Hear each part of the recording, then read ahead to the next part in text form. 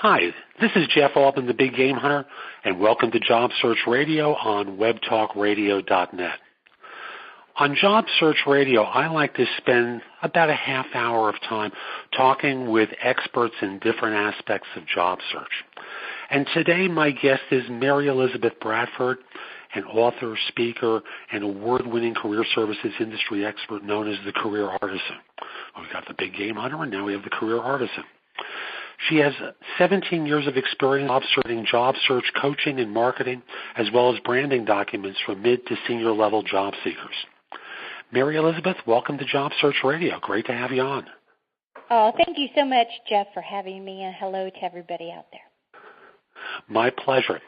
Mary Elizabeth, we're going to be talking about executive job search, and by that I'm going to define that as job search for executives. What's the difference between a job search for an executive and how it needs to be constructed versus one for lack of a better term, for a civilian, a non-executive? Well, there's obviously many similarities, but the difference is the target market would be one of them.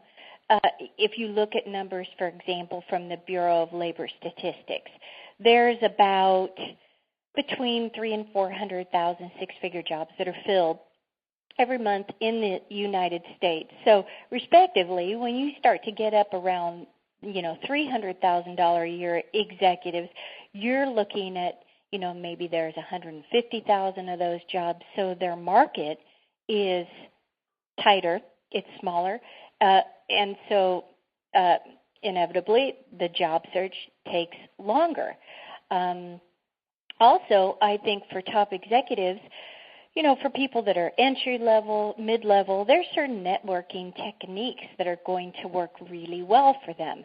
But a top executive, the global vice president of a Fortune 500 company or a CFO or a CMO or a CEO, they can't really call up everybody they know and Aunt Mabel and say, hey, do you know anybody that's hiring?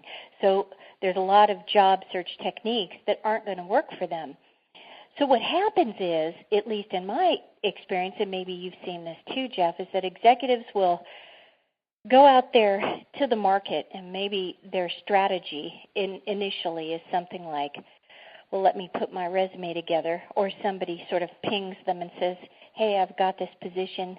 A recruiter calls them, do you have your resume ready? And maybe they go out there sort of stealth-like, contact a couple of recruiters, maybe talk to a few of their friends over a game of golf.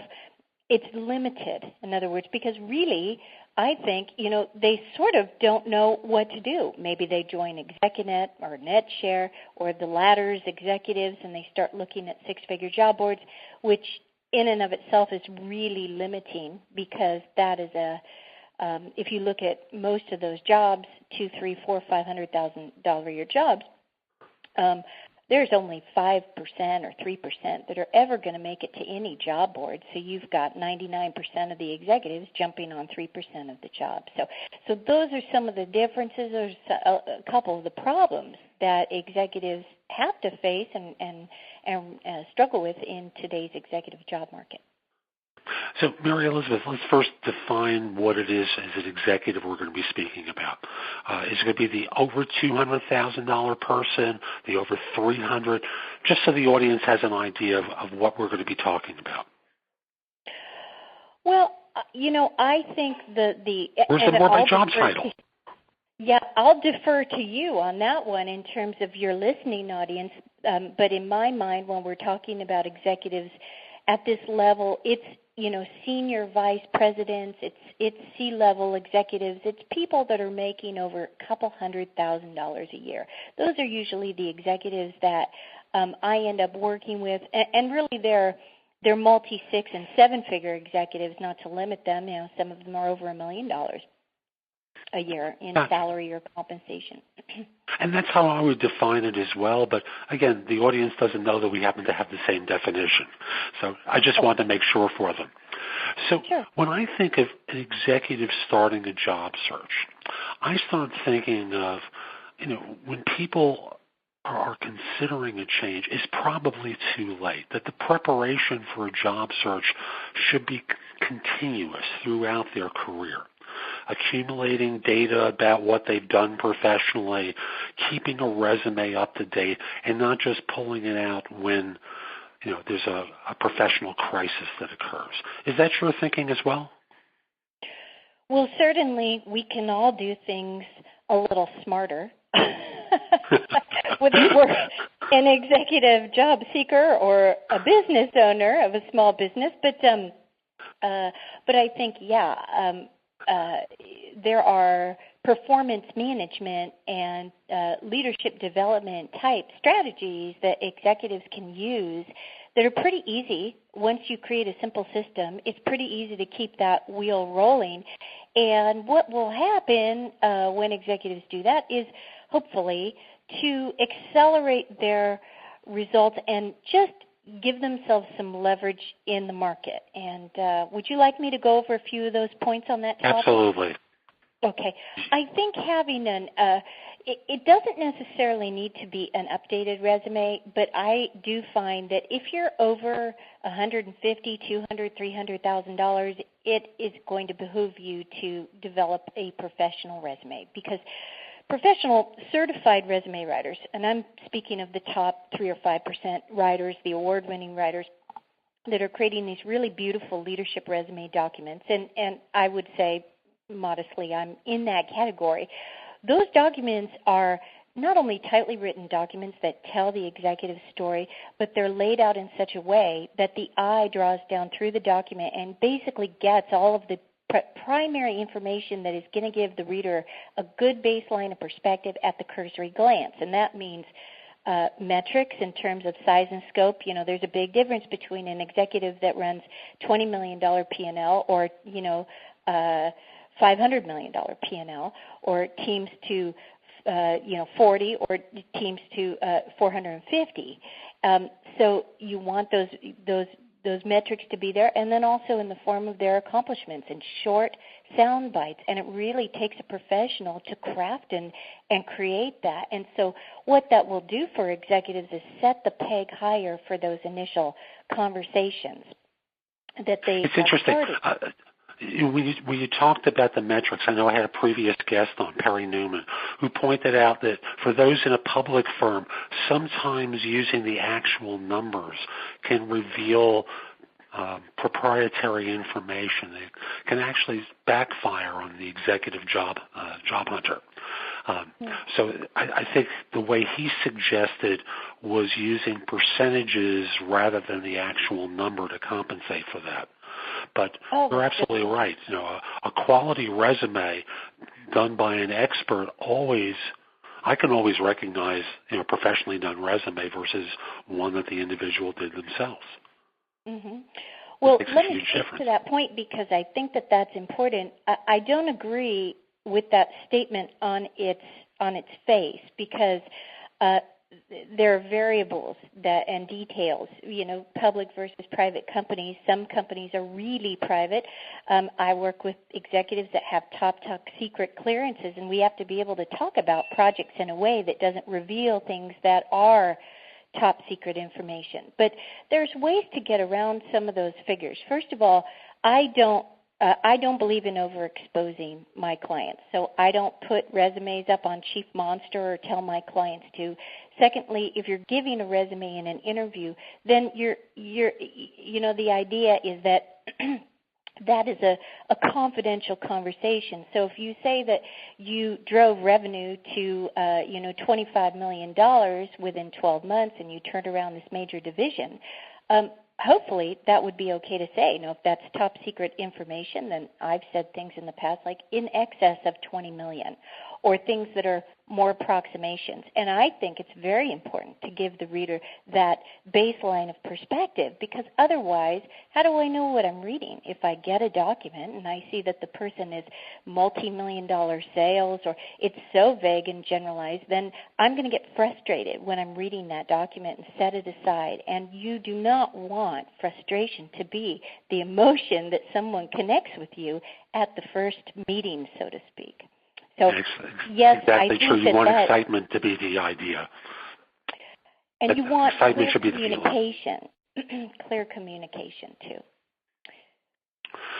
So when I think of what most job hunters do, they contact recruiters, they go to the job boards, they do certain types of networking, and they promote themselves on LinkedIn pretty aggressively. And for the executive job hunter, that's not the right strategy, of course. We've spoken about resumes so far, and I know we could do a show purely on executive resumes, but I want to give folks an overview of different types of strategies for an executive job search that will be helpful to them. So assuming that they have a great resume available, what sort of things should they be doing in order to put themselves in the position to win their next opportunity? Sure. Well, I always say no matter what kind of professional you are and what level you're at, there's three things that everybody needs to really be successful, in my opinion. And that is a clear focus of direction.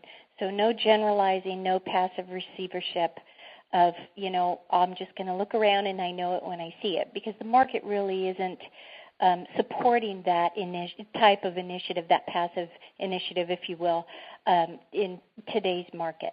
So a good focus of direction, good marketing collateral, offline and online.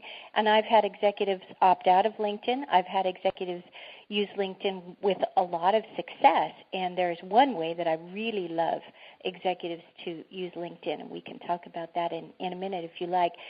Absolutely. And then the third thing is, the right job search strategy. So we were talking initially about things that executives could do to sort of give themselves long-term leverage. LinkedIn is definitely one of them if you grow your network strategically, because if you're connected to top individuals in your market of choice, then when people are searching for people like you, you're coming up in their search results. So there's a way to strategically manipulate LinkedIn and leverage LinkedIn to your benefit. Other things that can be done for long-term leverage are things like thought leadership, developing yourself as somebody who with a little bit higher visibility, whether it's in media, whether it's through trade journals, keynote speaking, through associations, to cherry pick, because executives are busy, of course, their involvement and then make themselves available in that market that they want additional exposure in. And this can bring up additional opportunities, create a wider network of people, places, opportunities, and resources for the executives that creates that pull. Because, again, executives have trouble with the pushing their information out there. So this creates more of a magnetic pull. And that's a strategy that I always encourage, particularly with executives. I remember years ago a friend of mine being a VP in risk management for a bank in New York. And I remember the strategy that we adopted was him going on the speaking tour and writing. Suddenly he's getting contacts from the executive search firms. Suddenly the calls are coming in from competing institutions, and he winds up changing jobs to another bank for a promotion and a substantial increase. Continues in the thought leadership path and the speaker's path. Winds up as a partner with one of the large consulting firms, and it's a great approach for an executive to take. Exactly. And I had just in that, the media alone, when I first was published through our top association in our industry is Career Directors International. So if someone's, vetting job search coaches or resume writers, you want to make sure, at least again, my opinion, that they have some type of certifications from Career Directors International. So my first couple articles in there were found by a business journal, and then that was found by Forbes and MSN, and I don't remember who else. But, I started getting major media inclusion just from that start years ago through my association. It works really and it worked for you, and it will work for an executive in any number of industries as well. Absolutely. There are many marketing techniques I use in my own business that I also suggest for my executive clients. So in terms of job search, we're in agreement that the traditional online job board should be best left for the civilian population, maybe. LinkedIn has to be used strategically. And when you were talking about the strategic use of LinkedIn, you mentioned before that you encourage executives to connect with individuals at an appropriate level for them. Are there other types of strategies for LinkedIn that you coach people to use? Oh, yeah. I develop information products on how to use LinkedIn to find jobs because there's a lot of little tricks and tactics that really aren't hard, that once you learn them, LinkedIn can really be a powerhouse of opportunity for you. So, yes, absolutely. I think that's another call. Can you mention one of them, perhaps? Well, sure. For example, I'll use my husband for an example. He's a wine executive. He decided a couple years ago, and this was without my help, on his own. He says, my LinkedIn profile is really weak, and I want to go ahead and, beef up my network.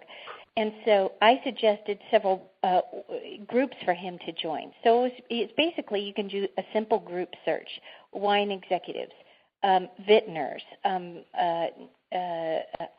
private equity firms maybe that invest in wineries or something in their portfolio. There's all types of private equity firms with different types of portfolios, So he got all those, and then he people up, different suppliers, different distributors, different, vintners, even Robert Parker. And he just started inviting them. Hey, we're a member of such and such wine group together. Or, hey, I work for Republic. Do you know of anybody? Or would you like to connect with me? Within a month, he had over 300 connections of the presidents and these top wineries and these really big-name people in his niche industry that he was connected to. And now he gets job opportunities, and he has connections that are amazing on a regular basis. And, I think with LinkedIn it's really tempting to think, but, I don't know these people, or I only get on LinkedIn once a month. But it's sort of that power of familiarity, if you will. And I'll use this example, and you'll appreciate this, Jeff. There's a recruiter who's a wine recruiter. He only works in the wine industry. And every time my husband logs onto LinkedIn, this guy, and he's like, his name is Bill Black. Bill Black. He always has, every single time I log in and I see everybody's updates, he always has a new job opening available, and he's the first name I see is the first thing I see. So executives, for example, maybe they attend a conference, or they are speaking somewhere, or they just wrote an article. Well, why not once a month do an activity broadcast and say, here's a picture of me and Bill and Melinda Gates at TED Talks last week in such and such, and there's a picture. It's amazing how powerful these associations are, how it can sort of confirm and help support and accelerate thought leadership in a particular direction. And I will get on the phone with my executive clients periodically. They'll hire me. We'll just go through thought leadership tips and marketing strategies for an entire 50-minute session of things that they can do to accelerate their career in a particular direction. And it's amazing how easy they are, and it's amazing how powerful they are. And it's amazing how few people utilize them. And they can use that to their advantage, too. Absolutely. This is Jeff Altman, and you're listening to Job Search Radio on webtalkradio.net.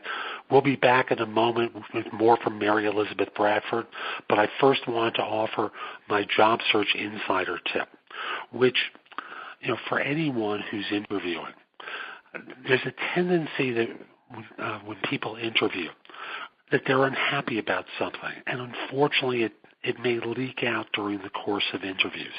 And companies will instinctively pick up on this and want to drive the wedge in deeper to find out what the problems are that you're having and that you want to improve on and what you want to fix. So just as a reminder that now as an executive or as a civilian, while you're looking for a job, now is not the time to leak that out or to air your dirty laundry or point out all the shortcomings of the people that you work for. Instead, avoid the personal criticism and just deal with objective facts. So it's okay to say that right now in your life you can't handle 90% travel and you need to have more of a balance in your life and work life. It's okay to say things like, and again, this may be more for the civilian audience than for the executive audience, since joining this firm, our family's purchased a home closer to the facility that you're interviewing with, and than my current one, and you'd rather have a quality job closer to home. Objective facts rather than criticism, particularly of a personal nature of your current employer. For those of you who've been involved with hiring, you know how you react when you hear people say stuff. Your hair starts to bristle as you pause and go, what was that I just heard? And suddenly there's doubt about the caliber of that individual and whether or not at some point they'll be saying stuff like that about you. So avoid the personal criticism, stick with objective facts, and that's probably the easiest way to respond to why you're looking for another position. So that's my tip. Let's come back to Mary Elizabeth. And we've been running through a lot of material, and I've looked at my watch a minute ago, and I'm really surprised how much time has already flown by. So we have a lot more I'm sure we can cover, and we're going to do the best that we can here. So we've spoken about LinkedIn. We've spoken about self-promotion in a couple of different ways. Is it better to go the online route, the offline route, a hybrid kind of strategy? What sort of strategy works best for the executive job seeker? Well, I'm not sure there's an easy answer to that. It really depends on each individual's personal goals. So if you have, for example, a global vice president of marketing, and he is willing to work in the U.S. or Europe, he or she, or or Dubai, the Asia Pacific, and they want to do an international search. Their search, the things they're going to layer in, might be connecting with top retained global recruiters, maybe top global private equity groups. Perhaps multinational companies. So they're going to be layering in some very particular type of things that may not apply to somebody else. So if somebody is a CEO in Austin, Texas, and they want to stay in Austin, Texas, and they're looking for another CEO job and they'd like to stay in healthcare, well, then they're going to turn every stone over within, 100 miles of their zip code to healthcare-related companies. Maybe they're going to set up Google News alerts. Maybe they're going to do an email distribution to all of the healthcare-related recruiters. So, in other words, they're going to have very particular strategies, and that's why it really makes sense. If you're making $200,000, $300,000 a year, you are going to spend money to try to figure out how to do all of this yourself. So retaining somebody to be your sounding board, to help you, that's been through this before with other executives, is something that generally will have a big ROI for you. People in executive roles hire consultants all the time for their business. They bring in experts to guide them and to help them make great decisions. I find it striking how infrequently these same smart people fail to do it for themselves. It's a huge blind spot, whether it's the desire to save a few dollars or the arrogance of believing that success dictates that I don't need this anymore.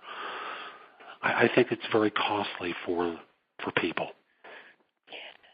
Most of the executives that called me, it's clicked for them. They understand that today's leadership resumes, today's career transition is not maybe what it was 20, 30 years ago, and that they need educating. I'm going way back there. But, or they might have questions like, how do I get into management consulting? Or I'd like to be an interim CEO. How do I get with a consulting firm or with a private equity group that maybe could bring somebody like me in? Or I'd like to align myself with a startup. How do I get my resume to all the venture capital firms? I'd like to get a couple outside directorships and just work part-time at this stage in my career. And these are all questions that I help my top executives move through and secure what it is that they want. And this is one of those areas where if you get somebody helping you that is competent, you're going to do really well, not only in meeting your goals, but also getting there quicker, easier, and meeting your financial goals and whatever other criteria that you have that you'd like to take care of. The opposite, unfortunately, has a rather dynamic effect, because if an executive goes out there and doesn't get the results that they are anticipating or expecting, it comes as a shock. It's like being dunked in ice water. All of a sudden, this litany of emotions, the frustration, what's wrong with me? It must be age discrimination. What's wrong with my resume? Why don't people want me? The economy's in the tank. And all these things start getting, I don't know what the heck I'm doing. And that can have a very negative effect. And so many times, if I'm speaking with an executive that has any of that in their background of experience, we have to do a recalibration before they move forward, so I can get them back focused on what it is that you want. What do you want to see happen? Let me handle the issue of how you're going to get there. And that is a great relief for executives, and usually it's something where they really, again, can get their money back out of that. So it's just like me or you hiring a business coach. $400 or $700 an hour. Well, I'm not really going to invest that money unless I have figured it out in my mind that I'm going to get $7,000 back or $4,000 back. Unless I get 5, 10, 20 times my money back, there's no reason to invest. So it really is, with this particular market niche, the same principle, because you want to hire the best you can afford. You want that help, and you want it now, and you want it to give you a return. So it really is like a business coach. And people, I must also say, not just at the executive levels, but at other levels as well, also need coaching too. I've found that people go out on interviews and they make horrendous mistakes and they lose opportunities. And like you said, they blame the economy. They blame everyone other than themselves for the mistakes that they make. And as I say so often, people get ahead by being alert to opportunity. Sometimes those are internal, more often than not external. And the skills needed to find a job are very different than the skills needed to do the job. A lot of people, whether executive or civilian, act from the belief that if they can do it, that's good enough to get hired, and it doesn't address the marketing, and it doesn't address all the minutia that goes into a job search. And shows like this one on Job Search Radio can only go so far. You need to work with someone one-on-one, because the skills needed by one executive, not the skills, but the attributes and the refinements needed by one executive can be very different than that of another. So we're doing a general show here, but there are going to be specifics that we can only really cover in working with someone one-on-one. So, Mary Elizabeth, how can someone find out about the work that you do and the kind of services that you provide in coaching? Sure. Well, they can just Google my name or Bing my name. Maybe I shouldn't say Google my name. But anyway, it's like Kleenex. We're starting that. It's not Google. I keep telling myself there's many, many search engines. But my website is just my name. Maybe I should start there, MaryElizabethBradford.com. And there's resume samples there. There's information, free information. There's lots of blog posts on 6- and 7-figure executive job search tips and techniques where we can take a deeper dive into it. And if anybody wants to contact me, I make it very easy to find out how to contact me right through my site, and set up a time to chat to explore, their job search needs and what might be helpful for them. You also have a few ebooks that are available as well? I do. I've written some ebooks on some thorny topics that I learned as a recruiter, because I was a past recruiter, you're a present recruiter.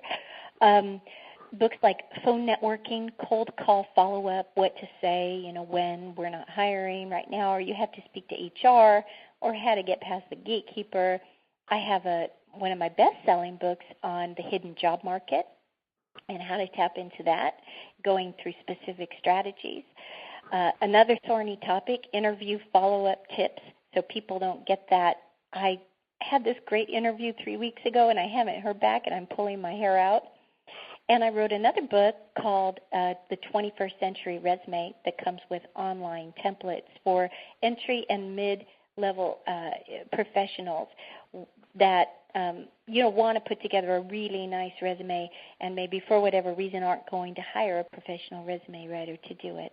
And then the book I give away free on my website is The 21st Century Job Search, that just covers what's working to land positions in today's market. And I just wanted to say, too, in regards to your last point, Jeff, I couldn't agree more. After 17 years of being in the career services industry in different ways and means, I think that more and more I realize how much performance coaching and performance management is really tied into being successful.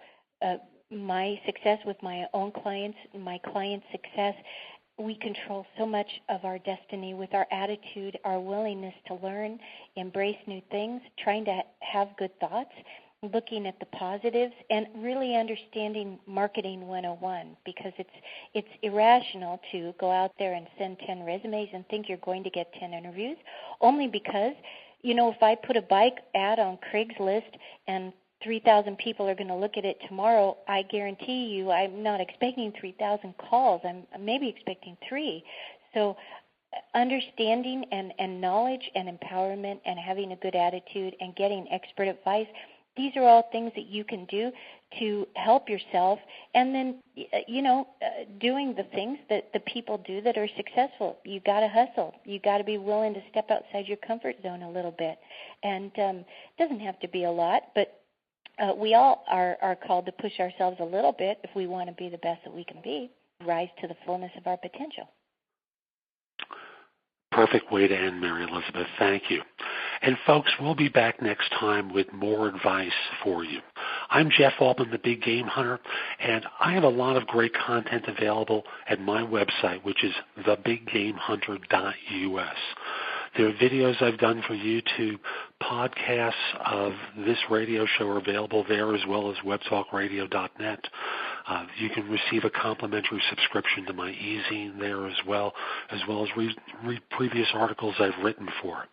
Lots of great content available, as well as information about my coaching program at thebiggamehunter.us. If you're trying to hire someone, feel free to email me. My address is jeffaltman@thebiggamehunter.us. Love to help you with staffing a position. And finally, if you just have a question or two about some aspect of job hunting, you can reach me through liveperson.com, where I'm a job search and career coaching expert.